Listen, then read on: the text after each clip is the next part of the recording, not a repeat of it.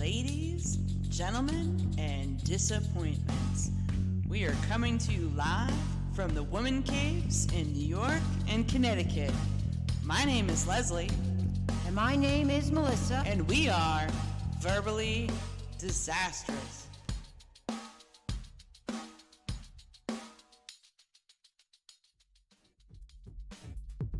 Hello, everyone. Welcome to the Verbally Disastrous podcast. My name is Leslie M. Jasper, and I am your host for this podcast. This podcast is broadcasted on over 20 podcast platforms and YouTube.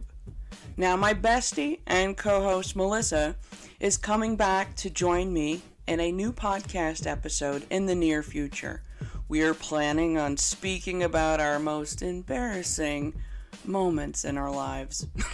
It should be a very fun episode that I look forward to discussing with her. I lost my car during Hurricane Ida back in September, so we have missed connecting with each other, coupled with her schedules have changed dramatically in the past couple of months, so the goal is for us to come back and do a podcast together. Now, I would like to give a shout out to the Carmel Rams high school varsity football team, Class AA, that hail from Carmel, New York. Carmel, New York is in the suburbs and roughly 1 hour north of New York City. My son Johnny, who is number 77, is in the midst of enjoying an amazing winning moment with his team. I'm very proud of him and thrilled to be attending his playoff games. The Carmel Rams' third playoff game is an away game against Arlington High School, located in LaGrangeville, New York, this upcoming Saturday at 7 p.m. I believe there is a cover charge. I think it was $12 for entry and $5 if you're a child or a veteran. As of today, the Carmel Rams are undefeated. Very, very excellent, boys. I'm excited for the real possibility of them winning the state championship this season. How exciting would that be? Shout out to Coach K and his staff. My son Tom also played under Coach K's leadership and admires the hell out of him. To this day, he periodically likes to speak with him as an alumni. Football has been very instrumental in the lives of both of my sons, so I'm grateful for that experience for them. Now, for this episode, I'm going to share my experience going through the 2008 recession that came about because of the seedy and greedy deeds on Wall Street. The goal is to give an idea of how deeply another person's greed impacts the families of construction workers. The money supply halted and stopped many construction projects for many years. The goal is not to bitch and moan, but give a snapshot of what it was like and how we championed over hardship. Up until the 2008 recession, I believe I was never laid off for no longer than, say, a month between projects. I always pushed myself to work harder than my peers in an effort to be seen as, quote, valuable. In hindsight, perhaps I went a little overboard. This drive to deliver, quote, extra has given me a lifetime of back problems now as an older woman. I'm proud that I didn't work for every union contractor that belonged with the union. I'm confident that I didn't burn any bridges with any contractors that I had worked for thus far during my career. Additionally, I've made a best effort to be cordial with anyone I've worked with on projects. Yes, it is absolutely impossible to get all coworkers to like me. Thankfully, it's not a requirement of mine. I was always concerned with my reputation as a woman in the business. I was concerned about my two sons possibly following me into construction to become electricians. As of 2021, I have one son who has followed me and became an apprentice electrician. He's got about 1.5 years, maybe 2 years, because they add a little extra courses to the end. He has probably about 2 years till he becomes a journeyman. My goal is when he tops out to be the union member, handing him his A card, so that'll be awesome. And the celebration that'll occur afterwards will be epic, I'm quite certain. I can only imagine what work would be like for a son whose mother is known as the, quote, whore of the trade. The ultimate roasting that would come as a result of that possibility is super cringe. On the other hand, I would more than likely laugh. That is my construction worker humor in me. As a journeywoman within a union, I'm basically on a list with my fellow peers. When my number comes up, I'm sent out to a project. I will stay at a project until I'm no longer needed. I will get a layoff slip that ideally just says reduction in force. I then sign the book back at the union hall and I go to the bottom of the list. When it is my time to accept another job, I will go out to the new contractor and continue the employment cycle. Traditionally, I have really liked the downtime in between projects. I was able to catch up on tasks that I was typically too busy to work on while employed. Thankfully, I had plenty of work to do on my house, so I was not bored while at home. I learned how to do my home improvement projects while watching guys on the job from different trades. I have created some tutorials for my various home improvement projects that can be located on my Verbally Disastrous YouTube channel. I learned many good tips and tricks while observing others on various job sites. The job site old timers usually had some really clever shortcuts up their sleeves. The best tip a journeyman offered me as a young apprentice was to see in your mind the job from beginning to end. While you are seeing the job in your mind in a 3D photo form, you see the material and generate a material list. The next step is to observe and predict the journeyman's next move. You stand by him and basically be ready to hand the person the material without them even having to ask. The journeyman who offered the tip said that once you're able to perfect that, you will be the best journeywoman out there. I took the advice to heart and started implementing it as a journeyman's apprentice. It got to the point that the journeyman would not say a word. He would just put his hand out and I would put the needed material in his hand. As a woman, I felt like this advice was very valuable to me. I really didn't want to always be on the first layoff. The first experience of witnessing people in the first round of layoffs was an eye-opener for me. I witnessed the average journeyman that was on the first layoff round were either not very motivated to work or they had a rather difficult personality. Some of my coworkers possessing the difficult personality were borderline crazy. I'm just saying. While it was a tremendous source of amusement for the average worker, I would be highly frustrated as a contractor looking to get a project completed. Now, later on in my career, as I gradually saw more women on the job site, I started noticing the female, maybe it was one, maybe it was two, they were on the first round of layoffs. As I pondered the process, if they're leaving work while work is good on the first round, imagine how bad work would be during a recession. If a person doesn't stay on a project for very long, what motivates them to stay in the business for the long haul and earn that pension? Then again, just being available for work earns you the majority of your pension credit.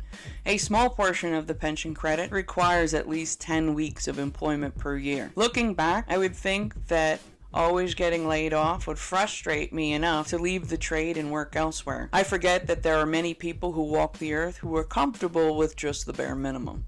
Go figure. Now, it took about 12 years from the time I got into my apprenticeship to experience my first economic recession. I became a first-year apprentice back on December 10th, 1995. The journey persons working in the early to mid-1990s experienced a bad recession.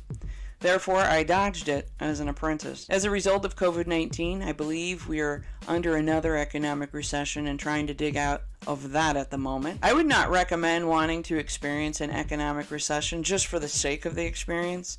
Some people like war stories, whether it be fact or fiction, to evoke sympathy. The global pandemic did make me realize what is truly important and what is truly not. Just before the pandemic appeared, I needed this as a personal reset. I was allowing both my personal and work life to stress me out to the point that it showed up in my blood work. My doctor told me to stop whatever was stressing me out since I was heading towards a stroke and or heart attack. I took my doctor's advice seriously over the past 18 months to 2 years.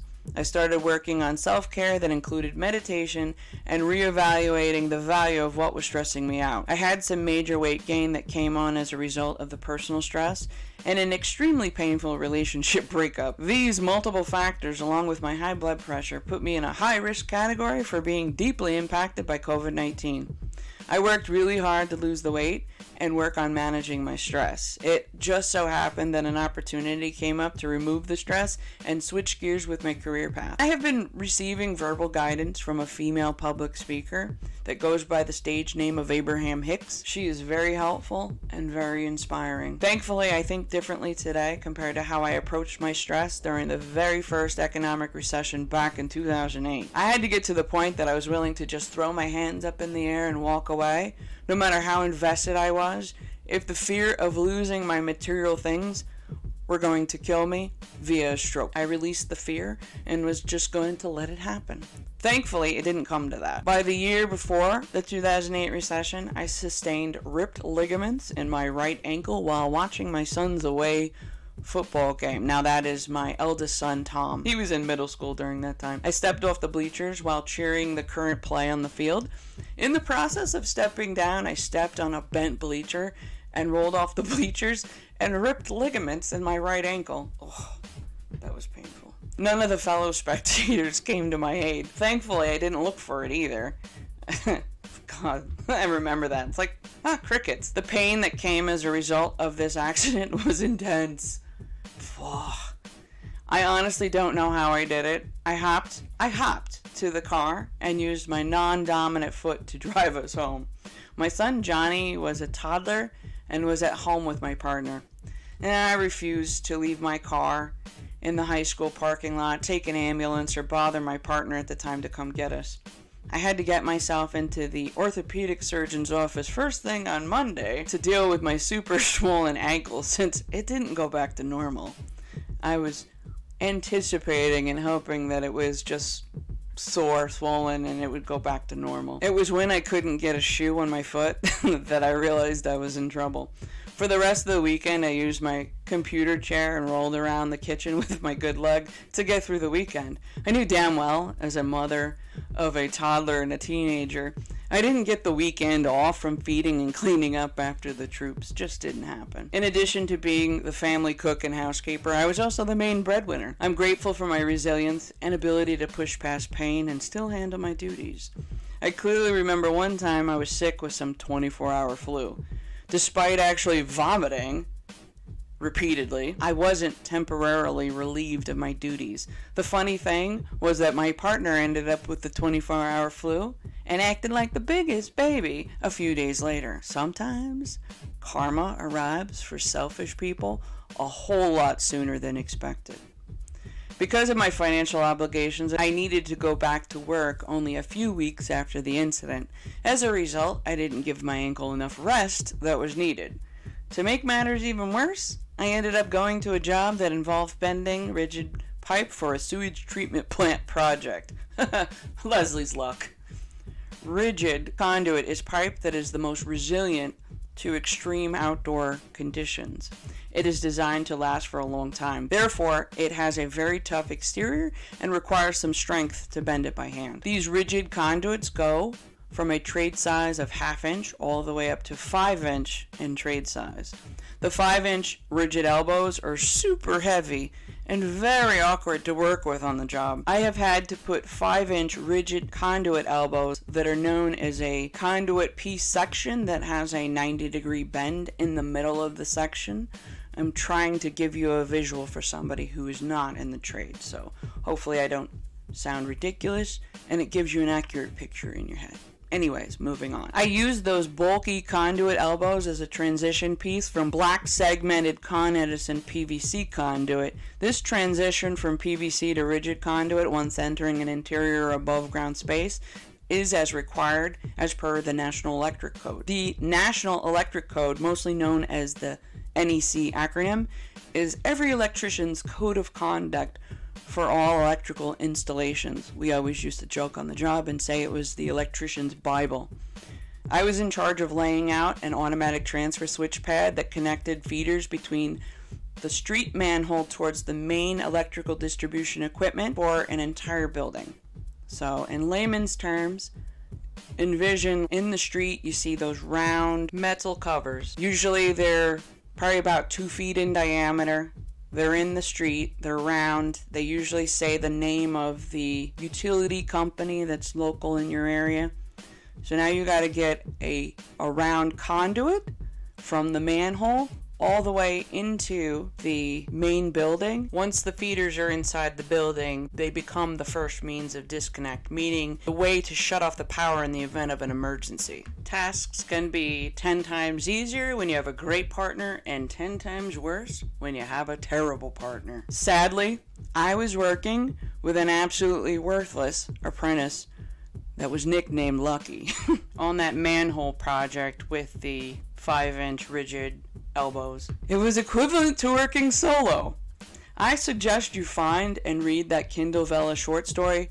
I also have it as a podcast to learn about those adventures with Lucky. Depending on the size of the conduit, a competent partner is vital to the success of a project. Sometimes I prefer to work solo on conduit sizes smaller than 1.5 inch trade size. Anything higher than that, I feel like I could use a partner. I mean, I've engineered ways of tying rope up to another structure so that I could do it by myself. I've done that before. I'm not above doing that by myself, but it makes life easier when you have a partner. Now, in addition to your basic electrical lesson that I just gave you, trade sizes from 1.25 inches and down can be bent by using a hand bender.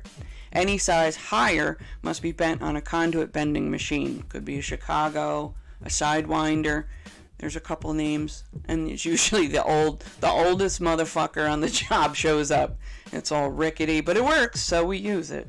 This wraps up part A on the discussion on surviving the 2008 recession as a construction worker. To listen to part B, head back into the podcast platform of your choice and look for the last half of the discussion. If you would like more information, head over to my blog at www.constructiontales.com. I thank you for listening so far to this point, and I wish you a great day. Peace out, Cub Scout. This wraps up another episode on the Verbally Disastrous podcast that can be found on Spotify, SoundCloud, and YouTube. For more information, head over to www.constructiontales.com. Thank you for listening, and have a great one.